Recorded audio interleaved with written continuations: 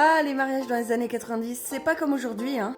Déjà, on n'avait pas besoin d'un grand château à 2 heures de Paris. On se contentait de la salle des fêtes de notre village.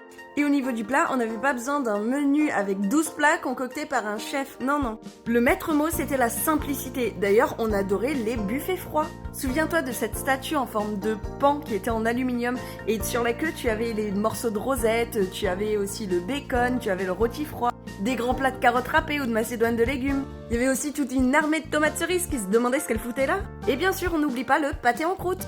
Et la pièce montée, tu t'en souviens? Oui, oui, c'était des choux avec de la nougatine qui tenait les choux.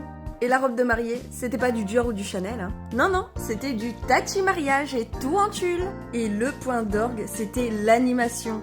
Est-ce que tu te souviens de toutes ces danses chorégraphiées, dont la danse du ballet? Et la chenille et la queue de leu, on en parle? Si t'as pas connu la chenille à 3h du matin avec mamie, ton oncle bourré et un gamin de 7 ans, t'as pas connu la vraie vie. Et bien sûr, on n'oublie pas la danse des canards. Mais il y avait aussi des jeux à nos mariages. Le jeu des 12 mois ou encore les chaises musicales. C'était bruyant, c'était kitsch, c'était un peu bof, mais au moins on s'amusait.